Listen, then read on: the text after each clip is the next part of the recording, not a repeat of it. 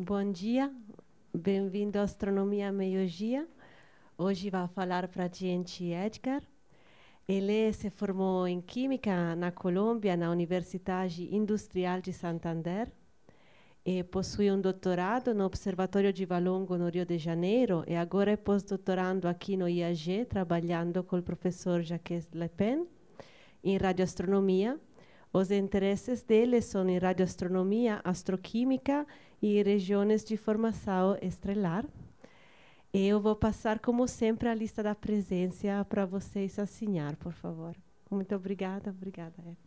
Obrigado. Ficar desse lado aqui melhor. Bom dia para todos. Obrigado pela a organização que estendeu o convite para fazer mais uma astronomia ao meio-dia, num horário um pouco de fome e sede, mas tudo bem. A ideia do seminário hoje é falar um pouco do trabalho que eu ando fazendo e também explicar um pouco algumas motivações de juntar os resultados que temos, dando um ponto de vista termodinâmico, usando a entropia, a segunda lei, e talvez mexer um pouco com teoria de caos para explicar algumas coisas que nós observamos no meio interestelar.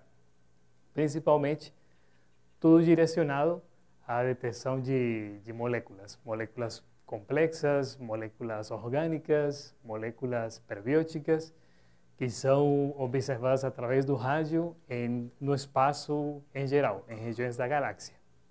Então, eu coloquei como título aqui o Desafio da Complexidade. É um título inspirado em algumas leituras que estou fazendo do Ilya Prigogine, que foi um pesquisador que trabalhou grandemente nos processos irreversíveis, estudando sistemas químicos e estruturas dissipativas, que pode ser uma ferramenta bastante útil e pouco explorada na astroquímica para explicar como algumas moléculas se formam no meio interestelar, cujas condições são bastante diferentes das condições presentes aqui na Terra. São densidades muito baixas, temperaturas muito baixas, escalas de tempo longas, porém, as moléculas estão lá. Então, nós realizamos um exercício de identificação, mas para complementar isso, é necessário explicar as propriedades dessas moléculas em esses ambientes tão diferentes. Por isso, acaba sendo um desafio bastante grande e que precisa de reunir muitas disciplinas para resolver questões da atualidade. Meu nome é Edgar, esse aqui é meu e-mail oficial da USP, meu e-mail do Gmail. Caso exista algum contato posterior, eu estou realizando um postdoc aqui no IAG, como a Ariana comentou. Meus interesses são em radioastronomia.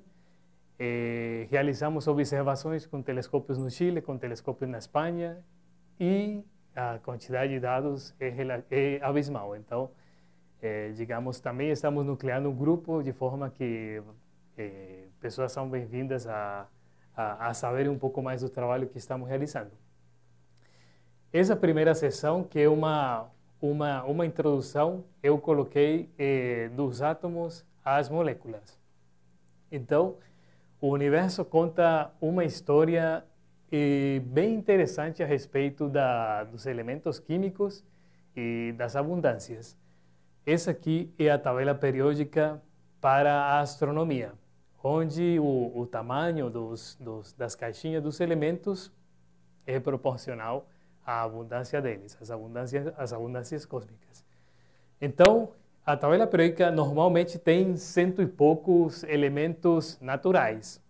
Alguns são artificiais, até os 118, se não me engano, feitos em laboratórios, em aceleradores de partículas, mas o resto são naturais. Porém, no universos mais abundantes, são o hidrogênio, depois o hélio, temos aqui alguns metais, como o sódio, magnésio, cálcio, e outros elementos aqui que seriam os elementos não metálicos, classicamente definidos como não metálicos, carbono, um tremendo protagonista da química prebiótica, nitrogênio, oxigênio e enxofre. Então, esses elementos são observados através de técnicas na astronomia, muitos deles se formam no interior das estrelas, através de reações nucleares e processos físicos. Aqui eu coloquei uma imagem do que seria uma impressão artística da tabela periódica em função das abundâncias dos elementos, só que para o nosso planeta. Essa tabela periódica foi publicada num trabalho em 1976, imagino eu que terá alguma mais moderna, porém para fazer uma comparação entre essas duas características de as caixinhas em função da abundância, temos esses dois exemplos. E então, os elementos estão lá no universo, espalhados na galáxia, espalhados no meio interestelar, espalhados em diferentes regiões de formação estelar. No meio interestelar, em regiões circunstelares, estão os elementos, e eles, de alguma forma, ao longo do tempo, vão se juntando e vão formando estruturas mais complexas, que são as moléculas. Então, todo esse tipo de material, moléculas complexas, esses fullerenos, moléculas simples como o acetileno, os aminoácidos, que têm um papel fundamental na química prebiótica, outras moléculas orgânicas, eles são identificados lá.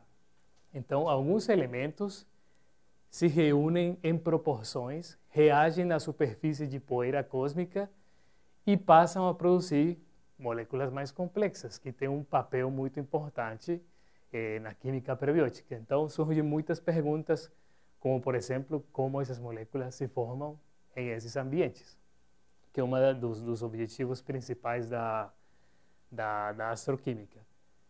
E até chegar no limite de estruturas extremamente complexas, como os ácidos nucleicos, RNA e DNA.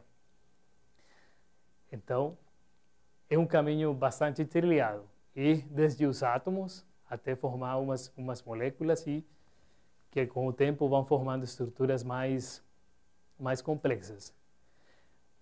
Essa tabela aqui mostra o número de moléculas detectadas desde os anos 40, mais ou menos. Existem reportadas mais ou menos 170 moléculas no meio interestelar, muitas delas observadas através da radioastronomia. Mais ou menos a partir dos anos 70, o número de identificações tem aumentado em função também do desenvolvimento tecnológico dos instrumentos na radioastronomia. Também podem ser detectadas no infravermelho, porém, isso depende do tipo de transição que experimenta as moléculas. As moléculas podem sofrer excitações eletrônicas ou podem ter vibrações emitindo fótons que são mais típicos na faixa do infravermelho, ou elas podem sofrer rotações e vibrações simultaneamente, gerando fótons que vão ser mais típicos de identificar na região do rádio. Então, existem uma grande variedade de moléculas, todas reunindo elementos como hidrogênio, carbono, nitrogênio, oxigênio, um pouquinho de fósforo e enxofre. Algumas delas têm sido identificadas como moléculas orgânicas, por exemplo, CH3CHO, uma molécula orgânica complexa, outras moléculas prebióticas, como a formamida. Já iremos ver um exemplo da importância dela. Outros íons, como o HCO+, que é muito útil para estudar regiões H2, regiões ionizadas. São ótimos traçadores de regiões ionizadas no meio interestelar. Essa publicação é uma tabela que aparece nesse paper de 2001, porém está desatualizada. Uma tabela mais completa, um catálogo atual pode ser acessado nesse site aqui da base de dados CDMS, que reúne transições, centenares de transições de moléculas, contendo também um catálogo de moléculas extragalácticas, porque então conhecemos muito bem o conteúdo molecular de algumas regiões de formação estelar aqui na Via Láctea, porém agora com instrumentos muito mais modernos, há um novo território de pesquisa, como são as galáxias, para estudar a composição química delas, que traçadores são úteis para estudar propriedades físicas e coisas pelo estilo. Então, cada vez, com o avanço da radioastronomia, temos um acesso melhor à identificação dessas espécies químicas. A respeito de como se realiza a identificação, porque, tudo bem, a gente está pegando um espectro que vem de uma região completamente distante. Nós não podemos ir lá, coletar uma amostra, levar para o laboratório e analisar. Impossível. Então, nós pegamos um espectro na faixa do rádio, por exemplo, e isso vai ser comparado com espectros que são feitos experimentalmente, ou através de cálculos usando programas de química quântica. Então, a ideia é depois passar e comparar as duas coisas. Ver o que você tem no laboratório, faz uma simulação da molécula, coloca a molécula a uma determinada temperatura, numa determinada pressão, obtém o espectro e depois passa a realizar a comparação com o espectro observado. Esse é um simples exercício de análise, fazer uma comparação entre uma base de dados feita através construída através de experimentos e cálculos e com um espectro observacional obtido com um radiotelescópio. Então, essa é a forma como realizamos a análise e a identificação das linhas que são observadas.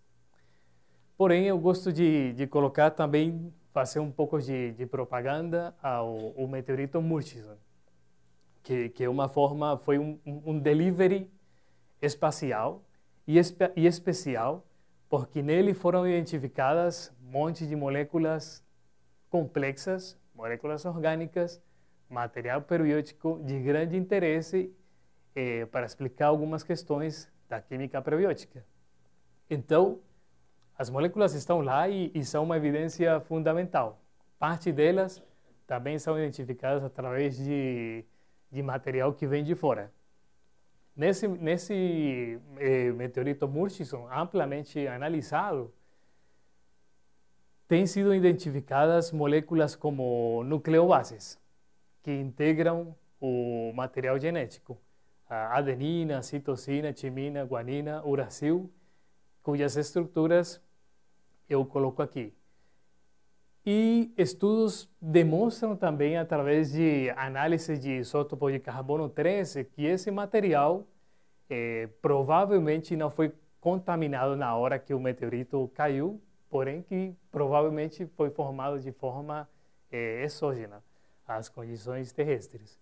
Então, tem vários estudos desse meteorito Murchison, onde mostram também algumas subestruturas dentro dele, mostrando algumas regiãozinhas onde provavelmente esse material está dentro dele, armazenado. Isto aqui é uma comparação entre umas regiões fotografias do meteorito Murchison, e isso aqui corresponde a uma fotografia similar, só que para um gelo interestelar, que seria uma outra estrutura sólida, típica do meio interestelar. Então, existem regiões onde provavelmente esse material estaria armazenado e reagindo provavelmente quimicamente, formando estruturas de interesse, de importância prebiótica. Eu tinha aqui um slide, mas eu acho que sumiu. Bom, não. Então, essa era uma pequena introdução para falar da astroquímica, de como é feita através da radioastronomia, as identificações, a coleta dos espectros usando radiotelescópios e algumas evidências contidas em material vindo de fora diretamente. Não, esse aqui não é PDF que eu preparei. Bom, eu tinha outras slides, mas tudo bem, não faz muita diferença. A importância das descobertas de material, moléculas orgânicas, moléculas prebióticas, é constantemente destacada em sites de alguns observatórios, em jornais científicos. E, por exemplo, recentemente, através do interferômetro ALMA, que é um dos instrumentos mais capacitados neste momento para detectar material complexo, descobriram ingredientes fundamentais para a química prebiótica em regiões, como eles colocam aqui, estrelas bebês do tipo solar. Foi identificada uma molécula como CH3NCO, cuja estrutura eu coloco por aqui, e eu fiz a comparação no resumo entre o H2, que é uma molécula muito simples, que vem do hidrogênio, um elemento mais abundante, gerando uma molécula extremamente abundante, em comparação com uma molécula mais rara, como essa daqui, que essa seria a estrutura. Em comparação com o que conhecemos na Terra, isto é relativamente simples. Mas para as condições interestelares, a formação disto implica grandes escalas de tempo e processos pouco conhecidos, pouco explorados, que acontecem na superfície dos grãos. Então, acredita-se que os gases, os principais gases componentes do meio interestelar, como o CO, HCN, amônia, eles condensam na superfície dos grãos pelas baixas temperaturas e na superfície as moléculas migram, sofrem processos de difusão, reagem quimicamente e vão formando estruturas mais complexas. Depois, com processos físicos como aquecimento, por causa da evolução dos objetos protoestelares ou por causa da irradiação com fotons ultravioleta, essas moléculas vão enriquecer a fase gasosa do meio interestelar. Então, essa é uma das explicações que ajudam a entender como essas moléculas são formadas, essas moléculas complexas, e depois passam a integrar a fase gás. E existe uma definição a respeito, em astroquímica, a respeito desse tipo de moléculas, que são moléculas orgânicas complexas. Essas moléculas, como eu coloquei aqui, pelo menos devem ter 6 átomos, onde um deles deve ser carbono, pelo adjetivo orgânico. Como todo mundo conhece, na química orgânica, o grande protagonista é o carbono. Então, um deles deve ser carbono.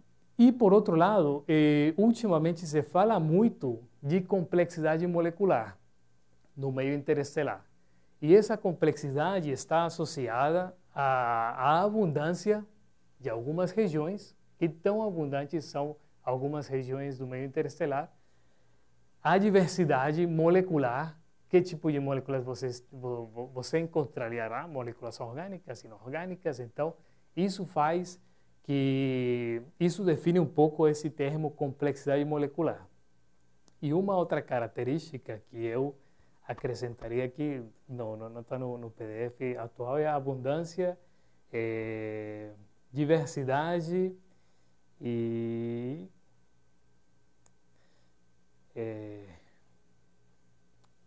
coerência, que seria um adjetivo mais voltado à última coisa que eu vou falar um pouquinho a respeito da teoria do caos, que vai ser coerência. Então, não apenas você tem que ter isso, mas tem que ter algumas moléculas que sofrem uns processos relativamente coerentes para formar outras estruturas, e que tudo está explicado em função da complexidade, do grau de complexidade que elas vão ganhando, enquanto estrutura, número de átomos presentes e outros processos químicos em torno com o sistema. Tudo isso, abundância, diversidade e coerência, tem muito a ver com a química que acontece na superfície da poeira cósmica, onde esses gases mais famosos condensam e permitem que as moléculas se encontrem com uma maior facilidade e produzam compostos mais complexos. Eu coloco aqui 2 casos, porque vou falar dos dois casos que eu estou trabalhando atualmente em colaboração com vários colegas franceses, é uma equipe internacional de trabalho, colegas na Itália, colegas espanhóis, aqui no Brasil, pessoal da Argentina. Participamos de alguns surveys. Neste caso, esse survey chamado ASAI, definido como Astrochemical Surveys at Iran. Irã é um radiotelescópio de um consórcio europeu, localizado na Espanha, opera na faixa do rádio, e neste caso, os PIs, o Bertrand Lefloche e Rafael Bachiller, em conjunto com uma grande equipe de trabalho, ganharam suficientes horas através desse projeto para observar objetos estelares jovens e fazer um estudo astroquímico desses diferentes objetos, de forma que seja comparado os espectros das diferentes regiões para explicar os processos químicos, as abundâncias químicas e ver se a gente pode achar algum tipo de evolução molecular ao longo de diferentes objetos astronômicos. Esse aqui é um caso particular, que é a região de choque L1157B1. Essa aqui é a região B1, e aqui mais ou menos temos uma protoestrela, um objeto estelar jovem, que ele emite um jato bipolar. Então, nessa regiãozinha aqui, a gente observa uma região de choque extremamente rica em moléculas orgânicas, prebióticas e de outro tipo. A questão é que isso trabalha como se fosse um laboratório de química para a formação de moléculas complexas, onde várias coisas participam. O passo do choque, da região de choque, como uma frente de onda, vai varrendo o material, vai estimulando que as moléculas sejam dissolvidas da superfície dos grãos. Processos de choque entre o gás e poeira estimulam reações químicas e, no final das contas, nós temos uma maquinária de produção de moléculas muito grande. Então, tem chamado muito a atenção essa regiãozinha aqui, tremendamente interessante, onde um dos últimos trabalhos revelam a presença de moléculas como PN e PO, cuja identificação é bastante rara. Então, como nós vimos lá no começo, o fósforo é um dos elementos que estão na tabela periódica para astronomia, e juntar esses dois, fósforo com nitrogênio, fósforo com oxigênio, quimicamente um processo complicado no meio interestelar. Porém, a gente observou, e a ideia é explicar como essas moléculas estão lá. Esse é o tipo de signatura de perfil espectral que é identificado. Então, temos aqui a emissão do PN, a emissão do PO, e como eu comentei no começo da apresentação, essa identificação se faz comparando bases de dados e dados observacionais. A equipe de trabalho, essa equipe de trabalho, né, no caso desse projeto, é liderada pelo Bertrand Lefloche. Daqui do IAG está o professor Jacques Lepin, meu supervisor, e eu, entre outros colegas, uma equipe internacional. Um caso muito interessante desse L1157B1 foi a identificação dessas duas moleculinhas. Uma delas é a formamida e a outra o HNCO. Eu chamo aqui elas de estruturas minimalistas, porque no meio interestelar elas são as duas espécies mais pequenas que reúnem 4 dos elementos biogênicos: nitrogênio, hidrogênio, carbono e oxigênio. São as estruturas mais simples que congregam esses elementos. As estruturas delas, mais ou menos é isto, brincando um pouquinho com alguns programas de modelamento molecular. Essa aqui seria a formamida e esse aqui seria o HNCO. Nesta imagem eu pretendo colocar ou dar uma noção de por que elas são importantes. Todas elas participam nesse processo tão grande, tão difuso, que é a rota de formação de moléculas complexas como RNA e DNA, importantes para a química prebiótica. Então, com a identificação dessas moléculas, o que nós fazemos é conhecer os tijolinhos da química prebiótica que ajudam de alguma forma, contribuem na explicação de como foi evoluindo todas as coisas até gerar uma questão tão complexa quanto isto.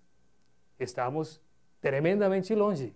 Essa setinha aqui, talvez, não sei se algum dia vai ser resolvida. Esse é o quebra-cabeça e essa a cenoura que todos estamos procurando. Enquanto isso, estamos entretidos, mas não quero soar otimista que estamos próximos de explicar nada disso.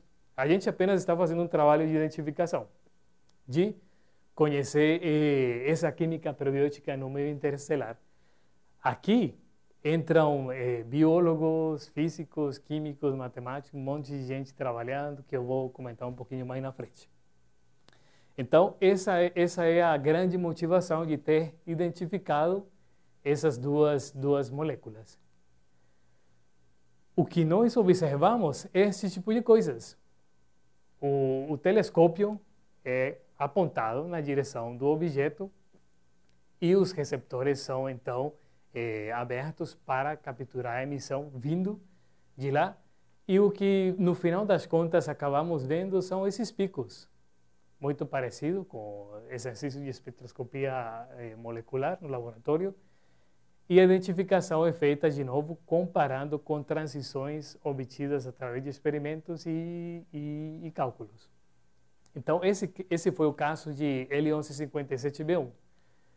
Posteriormente, outra colega, parte da equipe também, realizou uma identificação muito grande em uma amostra de objetos numerosa, procurando transições dessas duas de novo, HNCO e formamida. Então, acabamos num conjunto, num catálogo de um número grande, uma dúzia de fontes, detectando várias emissões vindo dessa formamida e do HNCO. Muito bem, então, elas foram detectadas e a pergunta que permanece é como elas se formam no meio interestelar. Depois desses trabalhos, publicaram os papers explicando como elas se formariam nos grãos, na poeira cósmica. Nós estávamos vinculando essas duas espécies pela estrutura delas, não necessariamente pela química, mas apenas porque elas contêm o mesmo número de elementos, são relativamente simples. Por que não a formamida se forma a partir do HNCO? Parece simples. Colocamos um hidrogênio a mais e um reagente e tudo bem, e obtemos formamida. Esse foi o nosso pensamento. Porém, outros colegas estudaram e disseram não pode ser a partir do HNCO, tem que ser outra coisa. E a proposta foi publicada nesse trabalho do Barone, onde foi explicada a formação dessa NH2CHO através dessas duas moléculas simples. Esse aqui, cujo nome, se não me engano, é formaldeído e NH2. Os dois, moléculas comuns em ambientes interestelares. Então, existe uma reação, os elétrons vão para um lado, para o outro, entra o nitrogênio e, no final das contas, temos a formamida. Nas condições interestelares, isto é termodinamicamente plausível. Esse seria um diagrama de energia em função do avanço da reação, e aqui temos a aproximação das duas moléculas, temos a formação de uma espécie intermediária, depois uma formação de uma espécie de transição, que seria essa daqui, a espécie mais instável, e no final das contas, a formamida. Então, essas duas espécies explicariam como ela está presente no meio interestelar, na fase gás, que é um grande desafio, juntar duas moléculas em ambientes com densidades tão baixas. Porém, existem ainda contribuições falando que a formamida poderia ser produzida na superfície dos grãos. Nenhum mecanismo exclui o outro. Esse aqui seria um gráfico da energia que envolve a formação, porque tem duas coisas que são tremendamente interessantes. Uma é a termodinâmica da reação e a outra é a cinética. A gente, no curso de termodinâmica, aprende que as duas não conversam muito bem. Se uma coisa é estável termodinamicamente falando, cineticamente é outro discurso, e enfim. Então, a ideia é, neste trabalho que foi bastante revolucionário, seria porque envolve energia do processo, posteriormente para estudar qual seria a taxa de formação, a velocidade com que essa molécula se forma. Então, teríamos aqui um gráfico da abundância dela em função do tempo, numa escala de até 100.000 anos, pensando em escalas astronômicas. E isso, no final das contas, é uma escala curta em termos astronômicos. A gente normalmente fala de milhões. Mas, mais ou menos entre esta idade, 10 a 13 e 10 a 4 anos, é a idade dinâmica do choque estudado. Aquela região chamada L1157B1. Tem uma idade entre isto. E essa seria a evolução das três espécies, da formalmida, do NH2 e do formaldeído nessa região. Então, com esse exercício de estudar a energia envolvida no processo, é possível fazer um perfil da evolução molecular que tem a química de uma determinada região no meio interestelar. Bom, o outro exemplo a respeito de complexidade molecular no choque é a detecção de HC3N e HC5N. São moléculas carbonadas relativamente grandes, congregam 3 átomos de carbono bonitinhamente organizados, com um extremo nitrogênio e o outro hidrogênio. Então, o que se acredita é que isto, como vou mostrar no slide anterior, vem de moléculas mais simples e existe uma espécie de processo concatenado. Não vou falar polimerização porque se tem algum químico por aqui, de repente entra em problemas. É um processo de concatenação. Algumas moléculas vão acrescentando e vão formando estruturas mais complexas. Nós tentamos identificar o HC7N também, mas a resolução, a eficiência não foi muito boa. Mas, na atualidade, existem detecções até HC11N. Então, mas isso depende muito da região que está sendo estudada, do tipo de instrumento que está sendo usado para realizar a identificação dessas moléculas. Esse HC3N é tremendamente importante porque ele traça muito bem o gás, de forma que é possível estudar a temperatura de regiões, densidade, com esse HC3N, que, além do mais, está espalhado desde cometas até galáxias com um determinado redshift, que é mais do território. Então, nós identificamos essas moléculas, usamos códigos como Naum e Nautilus para estudar como elas evoluem em determinadas condições, simulando nesses códigos. E encontramos aqui um diagrama sobre a química que produziria esse HC3N e HC5N. Porém, essa aqui é uma figura desatualizada. Eu tenho que atualizar o diagrama com outras reações. Mas dá para explicar mais ou menos de onde provém esse HC3N. Então, existem duas alternativas. Por um lado, seria a combinação desses dois, C2H2CN, e a outra C2HNC. Essas moléculas aqui, esses precursores, existem no meio interestelar. Então, a gente não parte de uma ideia hipotética, não. São moléculas identificadas no meio interestelar e começaria, então, um ciclo de produção-destruição do HC3N. O HC3N, ele pode virar C2H2+, esse reage com HCN, produz esse íon molecular, bastante conhecido também, mas ele pode se recombinar com o elétron e voltar para o HC3N. Então, é uma rede de reações químicas tremendamente complexa para explicar as rotas de formação dessas moléculas. Tudo isso, essas informações podem ser tiradas de códigos especializados para astroquímica. Aqui eu faço propaganda de dois deles, Naum, Nautilus. Esse Nautilus faz uma contribuição muito grande, porque principalmente você vê a cinética na fase gás. Você vê as moléculas na fase gasosa e obtém as taxas de formação através de experimentos.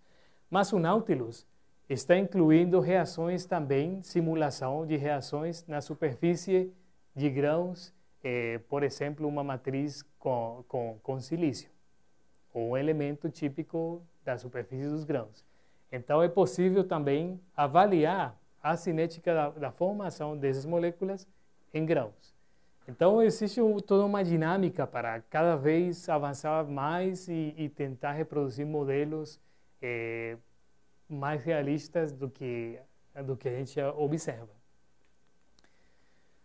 Bom, esses eram dois casos a respeito de complexidade molecular. E aqui eu vou falar de uma coisa que eu coloquei como tempo de conversão.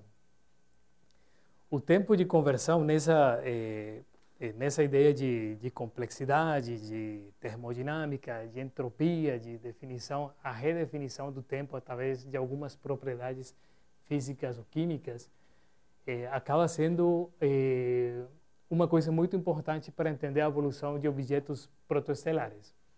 Nesse caso, o metanol tem uma propriedade muito interessante que, como grupo, estamos querendo explorar. E isso tem a ver com o spin, a somatória de spins dos hidrogênios que estão ligados ao carbono. Temos CH3 e eles podem ser orto ou para, dependendo do alinhamento que tem esses spins. Um vai ser 3 meios e outro vai ser 1 meio. Então, o metanol é uma molécula tremendamente complexa para analisar. O espectro é um pesadelo, porque tem uma quantidade infinita de picos. Mas então, essa característica de metanol ser orto ou para, é possível identificá-la nos espectros, se há uma resolução espectral suficiente, e derivar informações sobre se essas duas estão igualmente populadas. Porque quando o metanol é formado, ele começa com uma população maior de alguma determinada simetria. Com o tempo, isso vai ficando em equilíbrio, até que você encontra contribuições 50% de metanol A, 50% de metanol E. Então, existe uma proposta para usar esse tipo de escala, de procurar objetos cada vez mais jovens e identificar se existe alguma diferença entre essa população de metanol orto e para. Nós estamos fazendo esse estudo aqui nessa região G331.512-0.103. Nomes bastante extensos e complexos. Porém, ultimamente definimos como G331. Já todo mundo sabe que estamos fazendo referência a essa região, que está contida numa região de formação estelar. Então, existe uma referência muito interessante que contribui com esse caso científico que propõe um meio interestelar como um laboratório de prova e estudar esse processo de conversão de metanol orto para ou para orto, dependendo do alinhamento dos spins.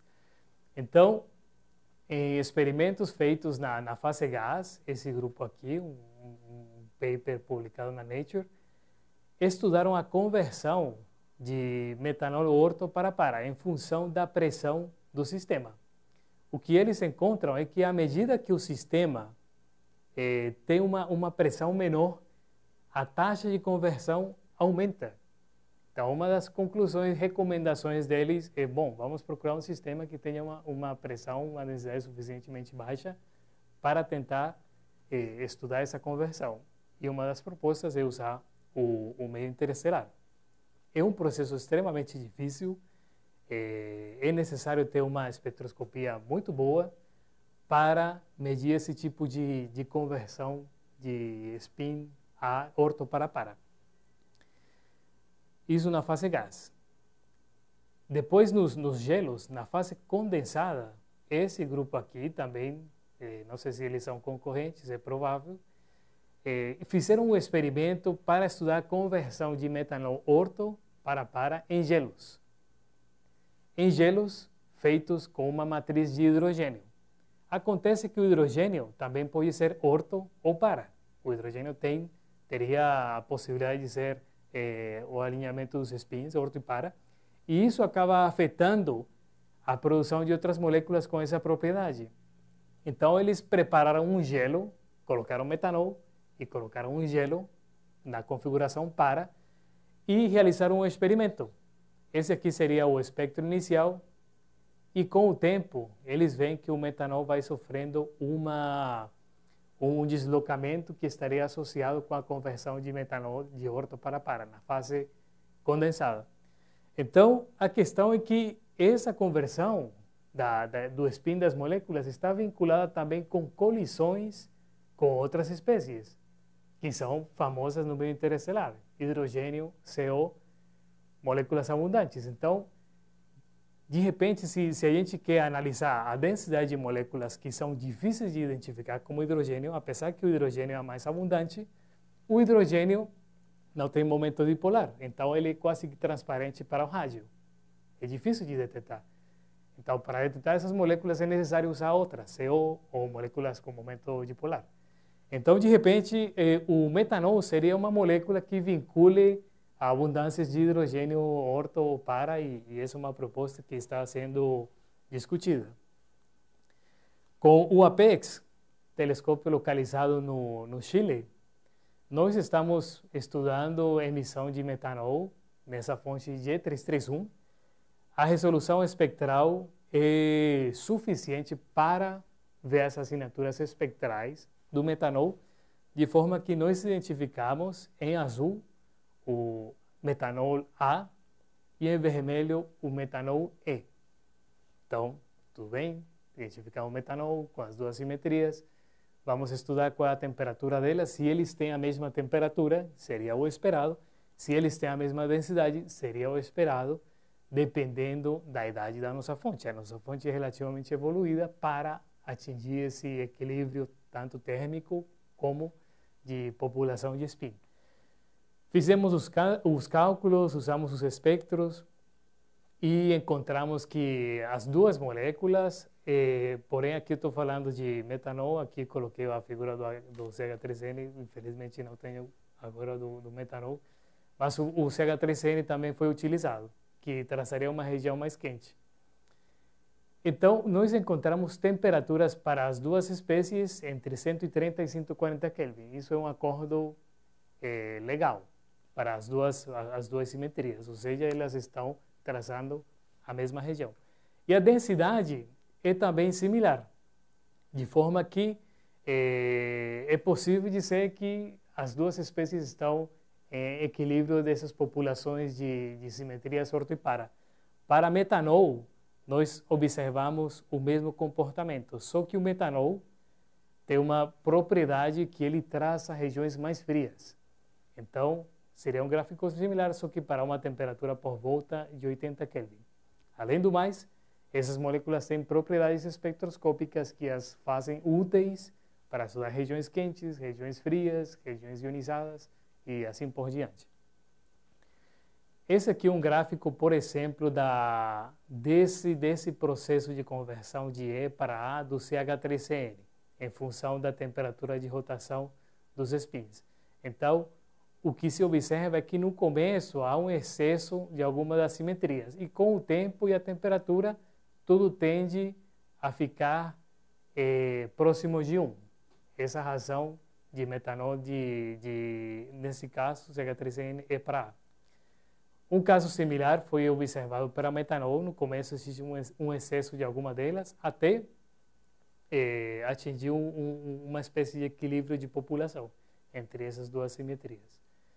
Essa é uma propriedade que nós queremos usar, essa conversão de spin, para analisar a evolução de objetos protoestelares, e entre outras propriedades dinâmicas da amostra de fontes que estamos analisando. Bom, finalmente, essa parte aqui que eu coloco de complexidade à vista, bom, infelizmente esse não é o PDF atual.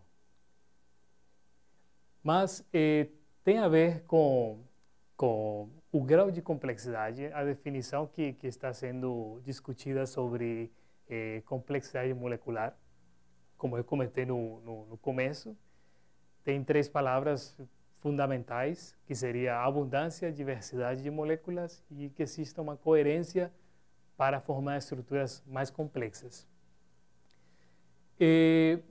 Existem algumas simetrias que vêm de flutuações. Existem coisas que flutuam longe do equilíbrio e vão produzindo alguma espécie de processo determinístico. Eu vou mencionar aqui um exemplo que é os aminoácidos na química prebiótica e nos seres vivos. Os seres vivos todos contêm aminoácidos de tipo L, que tem a ver com uma propriedade chamada enantiomeria. Então, dependendo da configuração dos aminoácidos, eles podem virar a luz em sentido das agulhas do relógio ou no lado oposto. A natureza, os organismos vivos, classificou todo para o lado L. Explicações para isso, em algum momento isso foi uma espécie de mistério.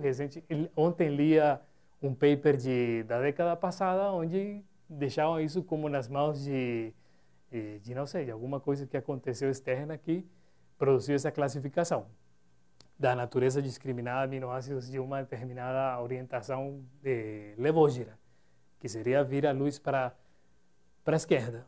Então, em laboratório, essa foi uma referência muito interessante do Muñoz Caro.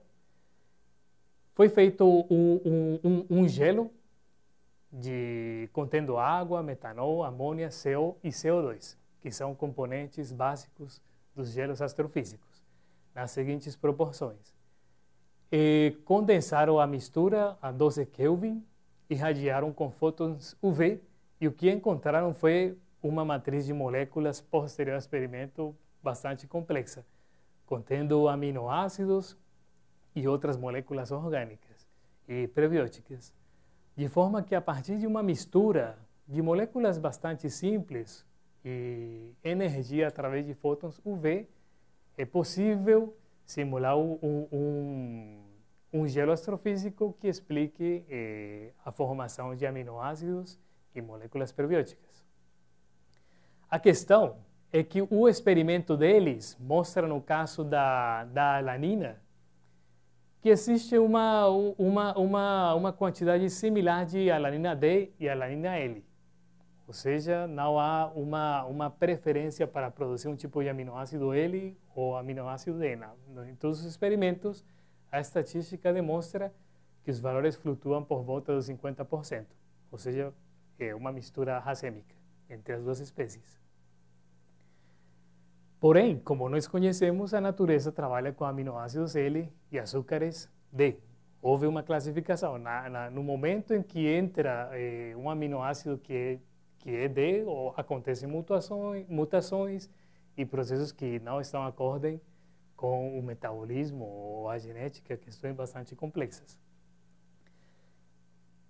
E nesse trabalho aqui desse autor, que trabalha bastante com termodinâmica de sistemas irreversíveis, questão de ordem a partir do caos, flutuações, estruturas dissipativas, eles realizaram um experimento bastante simples para explicar o que produz que uma mistura se torne D ou L, em uma grande porcentagem. Então, fizeram uma mistura de um tipo de cristal, e no número de experimentos aqui, essa seria a estatística dos experimentos, e a porcentagem de cristais de tipo L. A diferença seria entre agitar, fazer uma simples agitação do Erlenmeyer ou não, para ver o que acontece. Quando não é agitado, eles identificaram que você pode ter, em vários casos, 50% de L, 50% de D.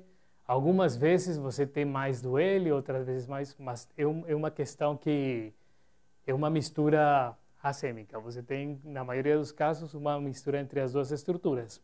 Porém, fazendo o simples exercício de agitar o frasco, você já encontra uma diferença na simetria do que você obtém depois da agitação. Em alguns casos, você tem 100% do L e outros 100% do D, como podemos ver aqui na estatística que eles fizeram. Então, essa discriminação de aminoácidos L ou D, e por o caminho que adopta a natureza ou a química, pode vir de um processo completamente flutuante, azaroso, que não é determinístico. Então, parte da explicação que eles realizam é através de um processo mimético, de catálise, onde competição entre as duas, D e L, vai estimular que exista um excesso da uma em comparação com a outra. Processos bem interessantes, que geram muita curiosidade. Em laboratório, isto faz parte de um tipo de pesquisa que colaboradores aqui no Brasil e na França realizam também. Fizeram um experimento similar àquele proposto pelo Munhoz.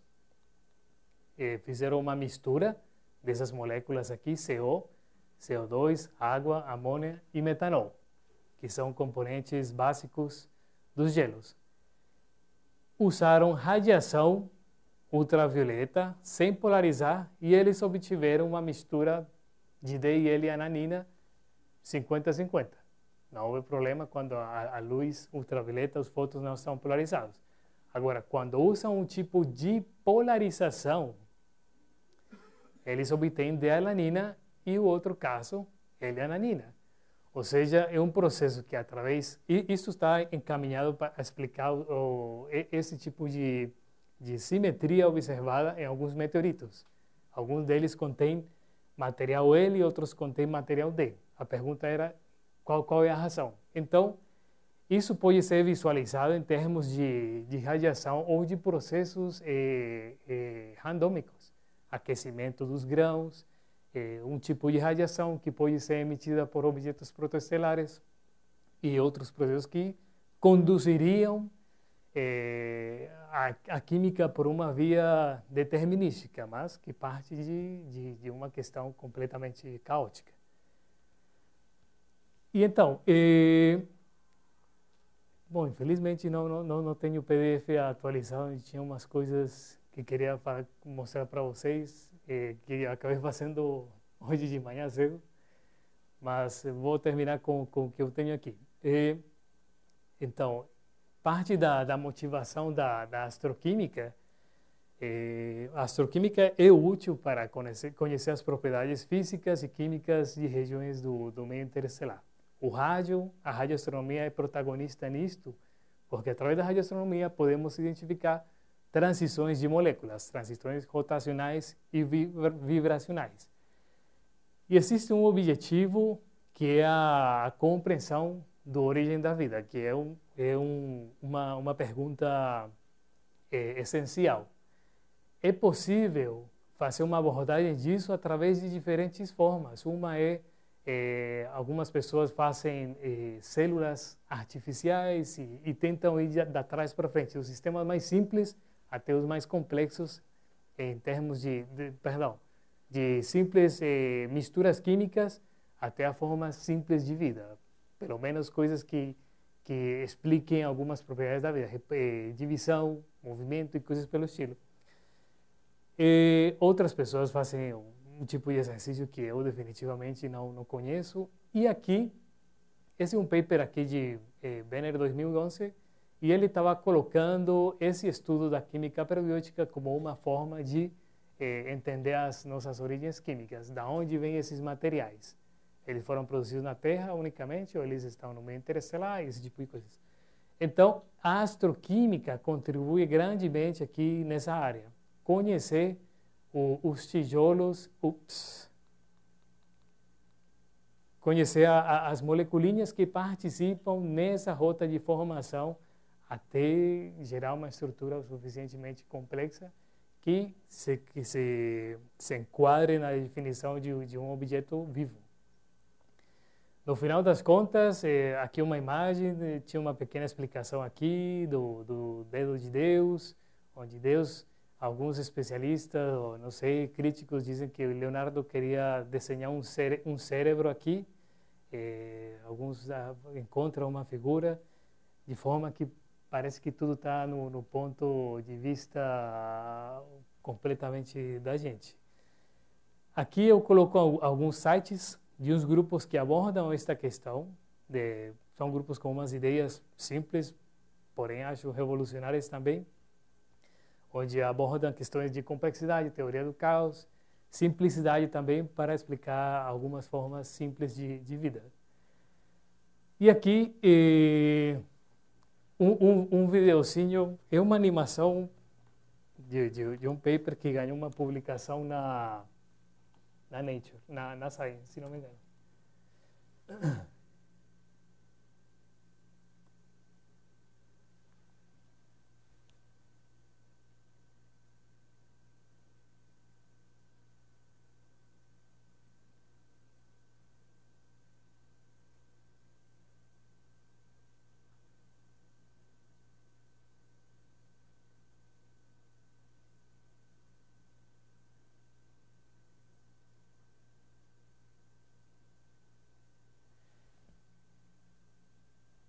Bom, é uma animação bastante simples, feita por esse pessoal aqui, faz parte do grupo que eu mencionei anteriormente, e tem essa frase que me chamou a atenção também desse livro, Tão Somente uma Ilusão, escrito pelo Ilya Prigogine, A Matéria em Equilíbrio é Cega, enquanto que muito distante do equilíbrio percebe as minúsculas diferenças essenciais para a construção paulatina de sistemas altamente coerentes e complexos. Não pretendo explicar o experimento com uma frase como essa, porque é bastante em geral, mas a questão é o sistema começa com um labirinto, uma molécula colorida, não recordo se é fenilalanina, e sente imediatamente a presença de uma perturbação do equilíbrio. Aí ela vai resolvendo as questões de um GPS ao longo do labirinto, por onde ela tem que viajar, a velocidade que ela tem. E então vai percebendo os minúsculos sinais químicos causados por essa perturbação no equilíbrio do sistema. Então, alguns grupos trabalham essa perspectiva de ir de trás para frente dos sistemas mais simples até encontrar explicações razoáveis para estruturas que reagem coerentemente. Então, a nossa contribuição nesse exercício astroquímico e parte do desafio da complexidade, como foi colocado inicialmente, é realizar a identificação e a natureza das moléculas no meio interestelar. Então, existem muitas formas de explicar a cinética, como as espécies vão reagindo, se são reações em equilíbrio, mas é necessário introduzir uma propriedade que é a entropia. Normalmente se fala muito de cinética química, de taxas de formação de moléculas, taxas de destruição, mas seria interessante fazer uma abordagem que inclua propriedades como potencial químico ou entropia, mas isso é uma questão bastante difícil para sistemas irreversíveis.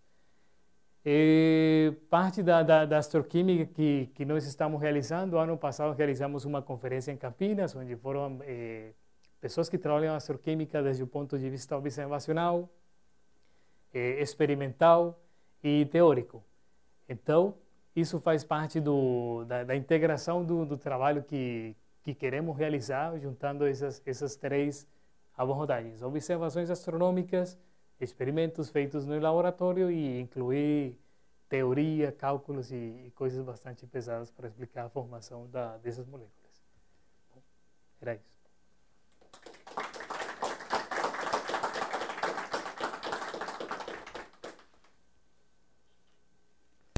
Muito obrigada por esta palestra muito inspiradora. E tem perguntas?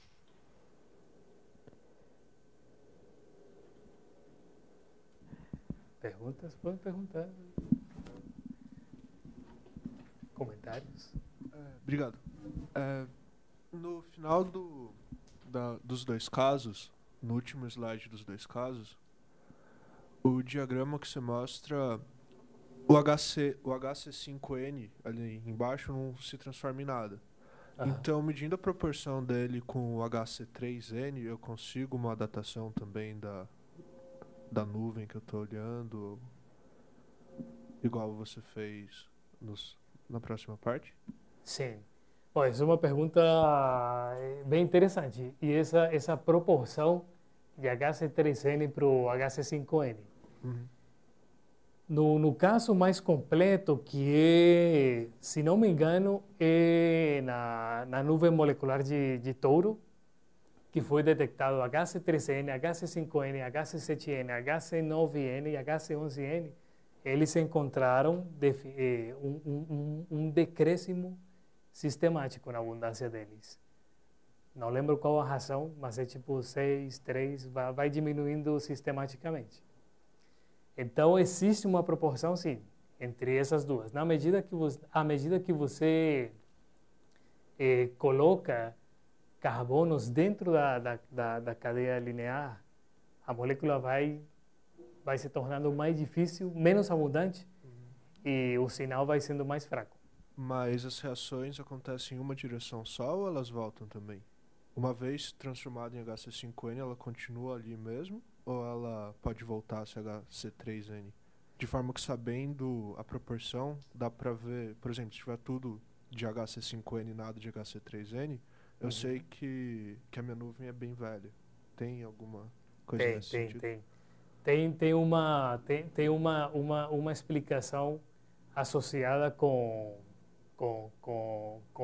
a idade do objeto. Por o caso de L1157B1, nós não conseguimos identificar o HC7N por uma questão instrumental, porque à medida que a molécula se torna maior, as frequências mais prováveis de identificar vão caindo em frequências menores, já no nosso limite do receptor. Então, uma das propostas, o que nós achamos é que a molécula deveria estar lá, de acordo com as abundâncias e as razões de abundâncias que obtemos. A ideia seria tentar identificá-la em frequências menores.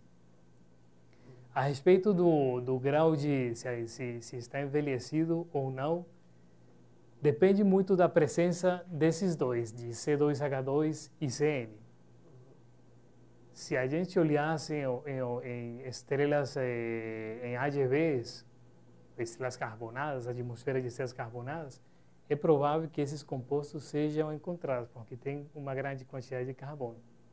Mas o vínculo idade com o acréscimo de carbono não é muito claro ainda. Perfeito.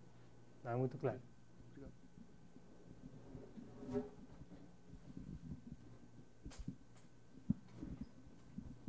Um outro comentário, uma pergunta? Se não, vamos agradecer novamente.